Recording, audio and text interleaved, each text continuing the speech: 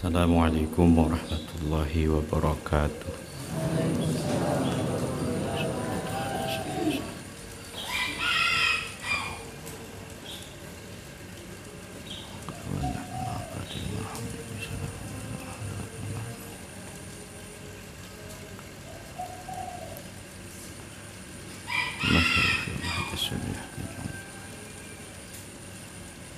Al-Fatihah.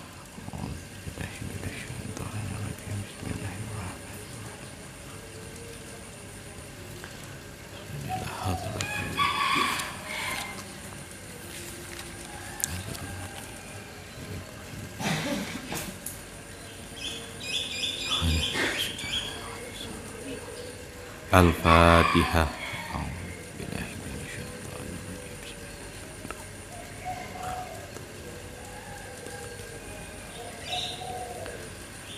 Bismillahirrahmanirrahim. Alhamdulillahirabbil alamin. Wassalatu wassalamuhu ala nabiyyina Muhammadin wa ala alihi wa ashabihi wa atba'ihi ajma'in. Qala rabbi shrah li sadri wa yassir li amri wa hlul 'uqdatam min lisani yafqahu qawli.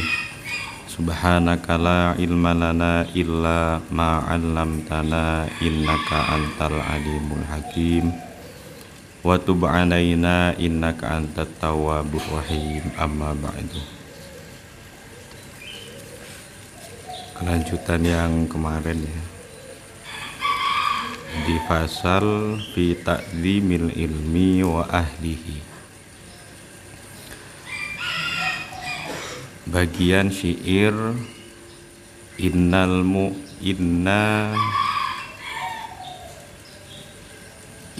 muallima wat tabiba kilahuma la yansahani idza huma lam yukrama fasbir lidaika in jafauta tabibaha waqna bijahlika in jafauta muallima. Wa hukiya annal khalifata Harun ar-Rasyid ba'atha ibnahu ilal asma'i liyu'allimuhu al-ilma wal adaba. Fara'ahu yawman yatawadda'u wa yaghsalu rijlahu wa ibnul khalifati yasubbu al-ma'a ala rijlihi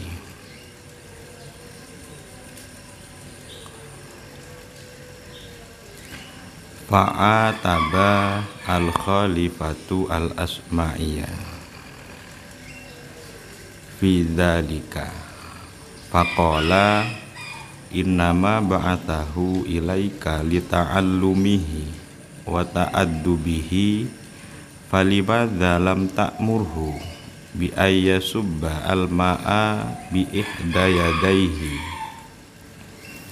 wa yaghsalu bil ukhra rijlaka.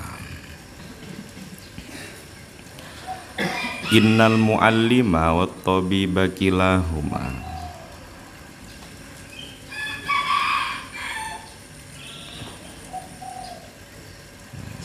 sak temene ya biasanya ya, sak temene guru lan dokter kilahuma kedua dokter dan guru itu layan sohani idza huma lam yukrama. Layan sohani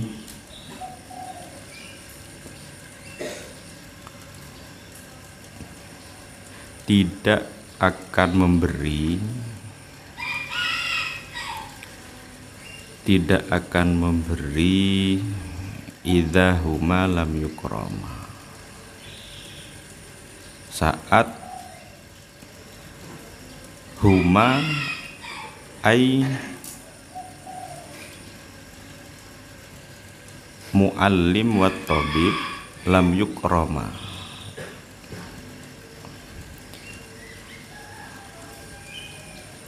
lam yukroma, tidak dihormati, ora dan hormati sopo muallim wat tabib. Fasbir lidaika, saat muallim, saat guru dan dokter sudah tidak akan memberikan bantuan ketika tidak dihormati, fasbir lidaika, maka sabar, ya sudah sabar aja, lidaika, pada penyakit daik, pada penyakitmu murid, pasien berarti ya, karena dokter ini. Inja fauta tabibaha, jika tidak, kalau di sini guru saya memaknai santun, jika tidak santun siapa kamu tabibaha, kepada dokter, dokternya dain, dokternya penyakit maksudnya. Wa kena bijahlika injafauta muallima, dan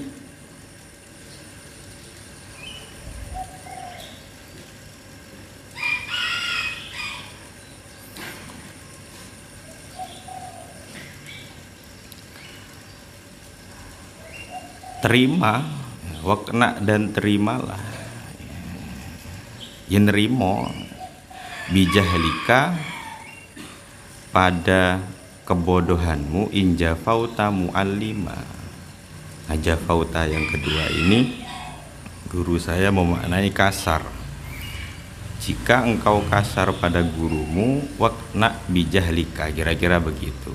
Ini kan dibalik aja, awal asalnya ya injafauta muallima wakna bijahlika, saat kasar engkau muallima pada gurumu, wakna bijahlika, ya udah terima bijahlika, pada kebodohan yang engkau dapatkan.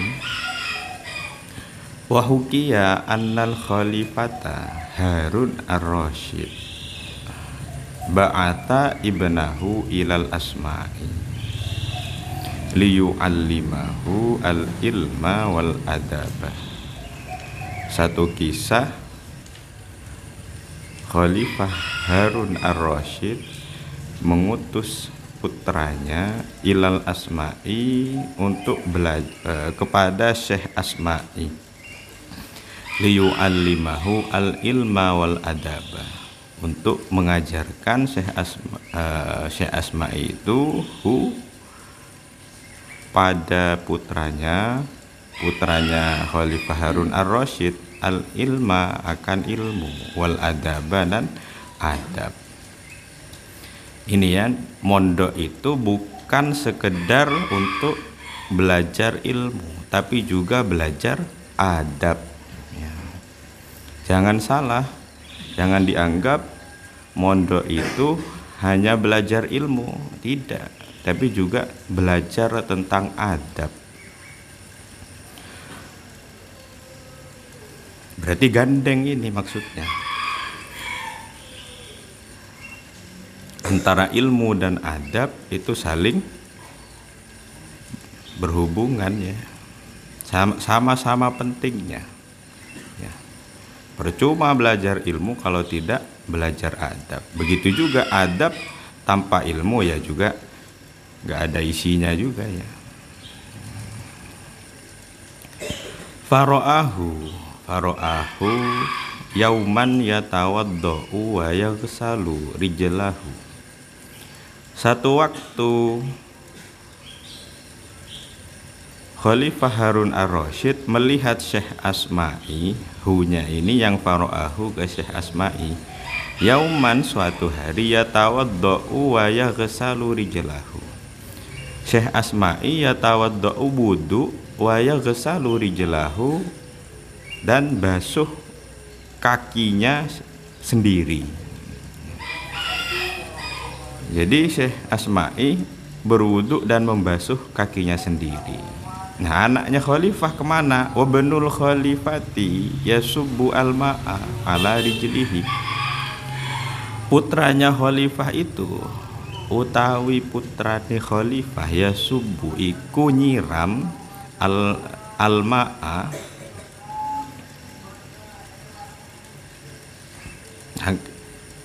menyiram putranya khalifah al-ma'a pada air itu ala rijlihi ing atase rijlihi kakinya Syekh Asma'i. Fa'ataba al-khalifatu al-Asma'i. Kalau di sini guru saya memaknai menyalahkan ya. Tapi kalau mau lebih halus ya menegur ya. Menyalahkan atau menegur al-khalifatu Khalifah Harun ar-Rasyid al-Asma'i pada Syekh Asma'i bidzalika tentang hal itu bahwa beliau wudhu dan membasuh kakinya sendiri dan anaknya yang menyiramkan air.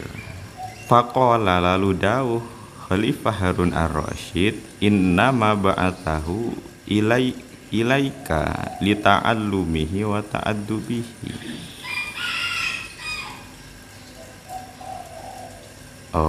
Innama ba'attuhu ya. Innama ba'attuhu ilaika lita'allumihi wa ta'addubihi. Khalifah Harun ar-Rasyid dawuh, saya ngutus kepada anak saya ilaika kepadamu lita'allumihi wa ta'addubihi agar supaya belajar ilmu, agar supaya diajari ilmu anak saya itu wa ta'addubihi dan diajarkan adab anak saya itu. Falimadza lam ta'muruhu bi ayyasubba al-ma'a bi ihda yadayhi wa yaghsalu bil ukhra rijlaka. Kenapa kemudian panjenengan Khalifah Harun ar-Rasyid tidak menyuruhhu pada anak saya itu bi ayyasubba al-ma'a bi ihda yadayhi, menyuruh untuk menuangkan air dengan satu tangan anak saya wa yaghsalu bil ukhra rijlaka dan sekaligus basuh kaki jenengan dengan tangan yang lain. Atau ya bisa sebetulnya wa yaghsalu rijlaka bil ukhra, kira-kira begitu. Basuh kaki jenengan bil ukhra dengan tangan yang lain. Jadi dianggap tidak cukup oleh Khalifah Harun ar-Rasyid sekedar menuangkan air itu kurang. Justru adab menurut Khalifah Harun ar-Rasyid di kisah ini, gurunya tidak usah atau tidak perlu melakukan apa-apa, semuanya khidmah dari muridnya ya. Jadi maksudnya kisahnya Khalifah Harun ar-Rasyid ini, bagaimana kita berkhidmah pada guru supaya guru itu tidak capek, kita yang melayani guru kita, supaya guru itu tidak usah mengeluarkan tenaga. Ya ini dikisahkan kan. Kalau yang pertama, sebelum diketahui oleh Khalifah Harun ar-Rasyid, Syekh Asma'i ini berwudu dan membasuh kakinya, anaknya Khalifah Harun ar-Rasyid yang menyiramkan air. Lalu ditegur oleh Khalifah Harun ar-Rasyid, harusnya adabnya itu bukan ini saja. Harusnya kalau memang anak ini belajar adab, sampean tidak usah ngapa-ngapain Syekh Asma'i, kira-kira begitu. jenengan tidak usah melakukan apa-apa, biar semuanya anak saya yang melakukan. Anak saya yang menyiramkan air, juga anak saya yang menggosok kaki jenengan, yang mengusap kaki jenengan ya juga anak saya. Jenengan duduk saja, biar anak saya yang berkhidmat. Nah ini khidmat dicontohkan oleh Khalifah Harun Ar-Rasyid. Jadi gak nanggung-nanggung khidmah itu. Dalam kisah ini ya supaya gurunya gak usah capek. Ya ini yang kalau memang mau benar-benar khidmah ya seperti ini, bukan nanggung-nanggung. Kadangkala disuruh nyapu kamarnya sendiri loh Kang, disuruh piket di kamarnya sendiri, di terasnya asramanya sendiri, di halaman asramanya sendiri, masih misu-misu. Kadang-kala begitu. Jadi bukan hal baru ya, bukan hal baru. Kalau ada orang yang mempertanyakan kenapa di pesantren segitunya santri diajarkan untuk menghormati guru, itu bukan hal baru. Sejak zamannya Khalifah Harun Ar-Rasyid sudah ada. Kalau standarnya ini standarnya beliau, standarnya Khalifah Harun Ar-Rasyid, salah satu pemimpin yang dianggap pemimpin ideal. Beliau ini Khalifah Harun Ar-Rasyid. Beliau mengajarkan adab ya harusnya begitu pada guru. Gimana guru supaya tidak usah melakukan apa-apa, muridnya yang melakukan semuanya. Kira-kira begitu ya. Ini standarnya Khalifah Harun Ar-Rasyid itu. Jadi kalau sampean ini mau berkhidmah menggunakan standarnya Khalifah Harun Ar-Rasyid ya begitu. Ya berarti kalau ada yang berkhidmah tidak sampai seperti itu ya berarti belum nyampe standarnya Khalifah Harun Ar-Rasyid. Ini beliau yang menentukan standarnya. Kira-kira maksudnya begitu, maksud pesannya tadi begitu. Sebisa mungkin kalau mau berkhidmah pada guru total, kalau bisa ya supaya gurunya tidak usah melakukan hal lain selain mengajarkan ilmu pada sampean. Yang masak ya muridnya misalnya, yang masak muridnya, nyucikan baju muridnya, bersihkan tempat belajar juga muridnya, supaya gurunya fokus saja mengajarkan jenengan. Keperluan gurunya ya muridnya sudah yang melakukan itu. Nah ini bukan saya, bukan siapa yang menentukan standarnya. Ini Khalifah Harun Ar-Rasyid, salah satu pemimpin yang dikatakan ideal ya. Ini pemimpin ideal ya seperti ini kira-kira. Kalau mau cari pemimpin ideal salah satunya adalah Khalifah Harun Ar-Rasyid ya. Nah, ini tentang standar mengabdi itu mau seperti apa. Sampean mau mengabdi itu caranya bagaimana? Ya ini caranya diajarkan oleh Khalifah Harun Ar-Rasyid. Kembali ke bahasan di atas tentang syairnya tadi, bahwa sebagai seorang murid harus menghormati dan memuliakan guru selayaknya kepada dokter.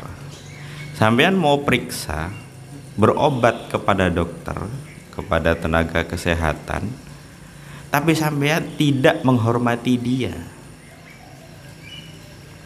gak menghormati dokter itu, baru datang marah-marah, maunya dilayani. Yang terjadi sekarang ini, layanan seperti pendidikan dan kesehatan dianggap seperti orang jual beli, persis sama seperti orang jual beli nasi bungkus, jual beli cilok, cimol misalnya, pentol misalnya. Dianggap persis seperti itu.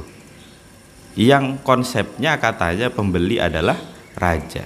Akhirnya menganggap dirinya raja dibanding dokter, dibanding seorang guru.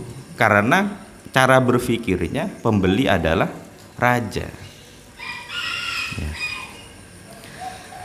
Sebetulnya itu bukan urusan sampean ya.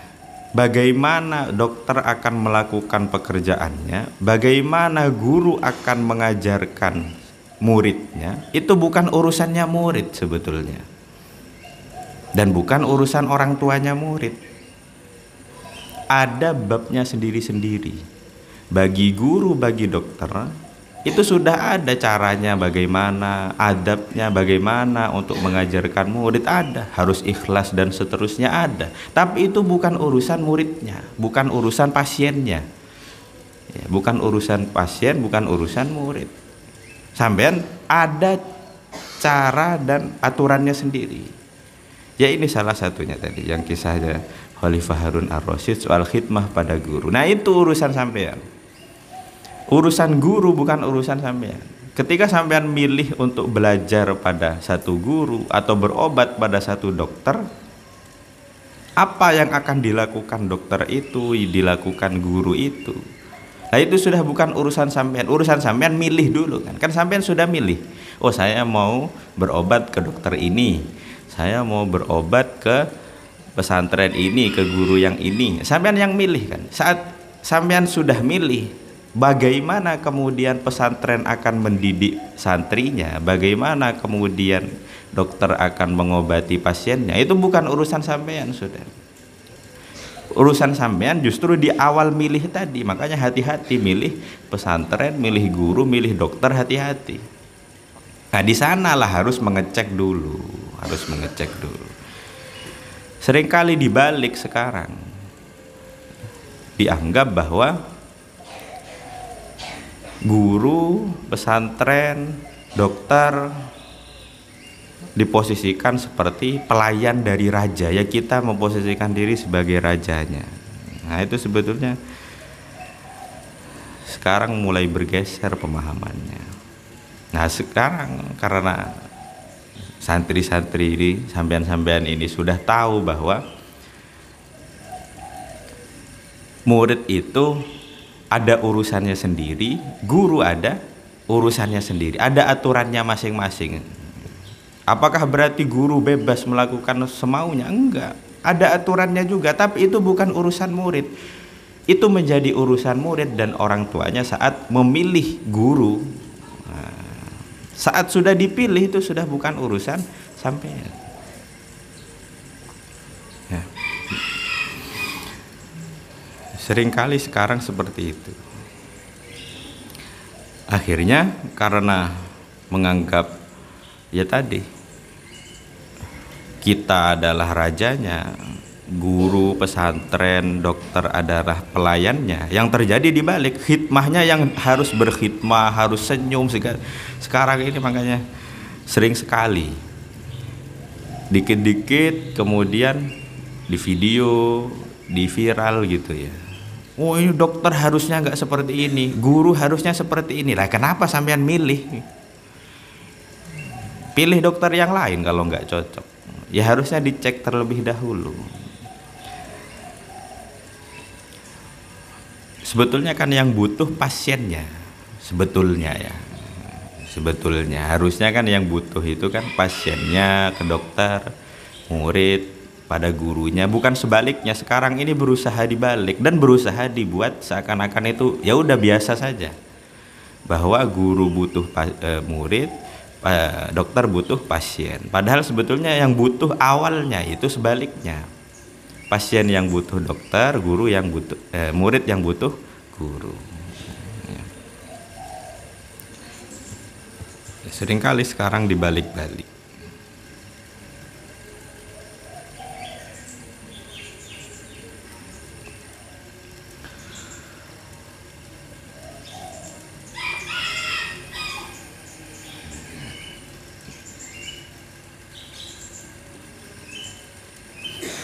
Apa yang terjadi saat kemudian dokter misalnya diperlakukan tidak sopan oleh pasiennya, diperlakukan tidak hormat oleh pasiennya? Ya dokternya aras-arasan ngobatin pasiennya akhirnya. Ya kan begitu nanti. Kalau sampean mau berobat, lalu sampean tidak menghormati dokter itu, dokternya diperlakukan seperti, yaitu tadi pelayan itu, pelayan pada rajanya itu. Kalau dokternya akhirnya merasa tidak senang, kan mengobati sampean nanti tidak optimal, tidak 100% nanti. Karena dipengaruhi ya, karena dokter dan guru juga ada perasaannya. Saat sampean melakukan hal yang tidak menghormati guru ataupun dokter, yang terjadi saat dokter itu misalnya memberikan pengobatannya itu setengah-setengah akhirnya, karena merasa tidak dihormati. Saat pengobatannya setengah-setengah, tidak 100%, maka besar kemungkinan hasilnya tidak seperti yang diharapkan. Berharap sembuh malah enggak. Kenapa? Dokternya udah gak dihormati misalnya, perasaannya sudah kadung tersakiti. Gitu juga guru misalnya, sampean menyakiti hati gurunya ya tetap akan mengajarkan sampean. Tapi apakah mengajarkannya itu 100%? Nah, belum tentu. Jangan-jangan karena sampean tidak menghormati gurunya menjadi kurang semangat, menjadi perasaannya tidak baik, akhirnya dalam mengajarkan itu tidak bisa sepenuhnya karena terganggu oleh hal yang lain. Makanya usahakan guru itu saat memberikan pelajaran, mendidik kita, ya fokus mendidik kita, tidak usah dibebani yang lain. Nah, kisahnya Khalifah Harun Ar-Rasyid tadi, tidak usah dibebani yang lain. Begitu juga dokter, seringkali ya pengalaman saya ketika berhadapan dengan dokter, justru kalau keluarga pasiennya misalnya yang mau dirawat oleh dokter itu heboh itu, oh gimana dokter ini, dokter harus begini, dokternya jadi fokusnya kepecah kemana-mana. Akhirnya yang terjadi, pelayanan pengobatan yang diberikan tidak sebagaimana yang seharusnya karena terganggu fokusnya. Biarkan dokter itu, saat sampean sudah, oh ya saya percaya pada dokter yang ini, bismillah, tawakal kepada Allah, ya sudah, biarkan dokternya mengobati dengan aturan yang mengikat dia, dengan cara yang seharusnya. Sisanya kita tawakal saja, sudah pasrah. Jangan malah mengganggu fokusnya gurunya. Kalau dokternya fokusnya terganggu, malah nanti salah mengobati, malah bahaya nanti. Jadi itu dampak atau efek kalau kemudian kita mengganggu perasaan dokter ataupun perasaan guru ya.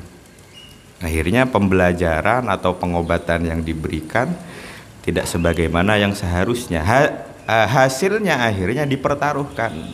Bisa jadi nanti karena pendidikan, pembelajaran, pengobatan yang diberikan tidak sebagaimana seharusnya, hasilnya juga berkurang nanti. Tidak seperti yang seharusnya tercapai ya. Itulah kenapa kisahnya yang di bawah, udah, kalau memang mau berkhidmat, biarkan gurunya fokus mengajarkan murid yang berkhidmah pada gurunya, supaya gurunya tidak terganggu dengan aktivitas-aktivitas yang lain. Nah itu maksudnya Khalifah Harun Ar-Rasyid ya begitu. Karena kalau sampai terganggu akhirnya kan berkurang fokusnya. Perkara guru itu harus seperti ini, dokter itu harus seperti ini, ya itu tadi, itu bukan urusan murid, bukan urusan pasien. Ada yang lain yang akan mengawasi itu. Guru itu harusnya bagaimana, dokter itu harusnya bagaimana. Kalau misal ada salah ya salah diperbaiki. Kalau misal tetap salah ya sudah, pilihannya ada di pasien, ada di murid. Ya silahkan cari guru yang lain, silahkan cari dokter yang lain. Tidak usah memaksakan lalu kemudian dokternya ini gak seperti ini. Itulah kenapa di bahasan-bahasan di sebelumnya itu, memilih guru itu penting, memilih dokter itu penting. Karena kalau salah pilih Seringkali kan gitu, nggak dilihat dulu, ini gurunya ini mondok di mana, latar belakangnya bagaimana, kebiasaannya bagaimana, cara mengajarnya bagaimana, asal dimondokkan anaknya misalnya, asal mondok, asal belajar ke situ. Gitu juga dokternya tanpa dilihat bagaimana selama ini mengobati pasiennya, lalu apakah memang benar-benar mempelajari ilmu kedokteran, bagaimana, tanpa dicek asal berobat, akhirnya hasilnya bisa asal-asalan nanti. Itu pentingnya milih guru di sana. Ya itu tadi, selebihnya setelah kita memilih guru, ya udah percaya pada gurunya, pada guru yang sudah dipilih, percaya pada dokter yang sudah dipilih.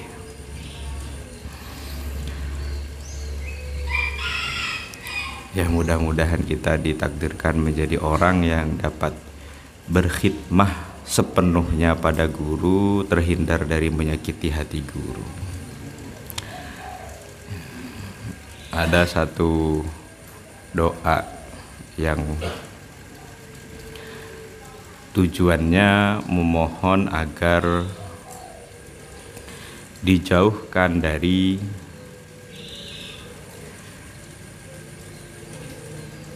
melihat aibnya guru ya. Doanya itu, ini doanya Imam Nawawi. Allahumma astur anni aiba muallimi hatta la taqa'a aini lahu ala naqisatin wala yuballighani dzalika anhu ahadun.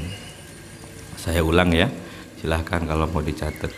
Allahumma astur anni aiba muallimi hatta la taqa'a aini lahu ala naqisatin wala yuballighani dzalika anhu ahadun. Sekali lagi saya ulang. Allahumma astur anni aiba muallimi hatta la taqa'a aini lahu ala naqisatin wala yuballighani dzalika anhu ahadun. Ya Allah, mohon halangilah dari hamba aibnya guru hamba, hatta la taqa'a aini lahu ala naqisatin, sehingga tidak tampak di mata hamba kekurangan guru hamba, wala yuballighani dzalika anhu ahadun, dan tidak juga dapat menyampaikan aib tersebut kepada hamba seorang pun.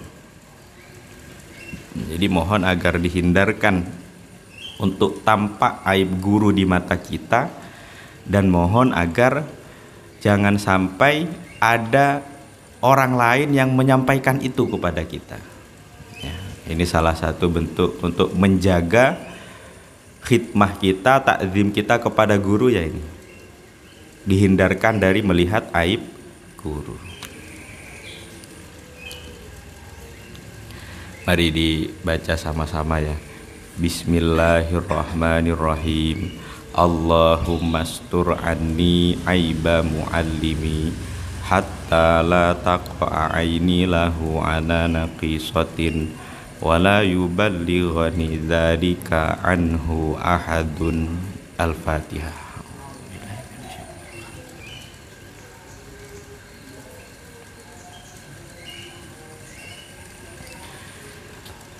Itu mungkin yang bisa saya sampaikan. Al-afwa minkum, ihdinas syiratal mustaqim, wallahu a'lam bishawab, wallahul muwaffiq ila aqwamit thoriq. Al-Fatihah.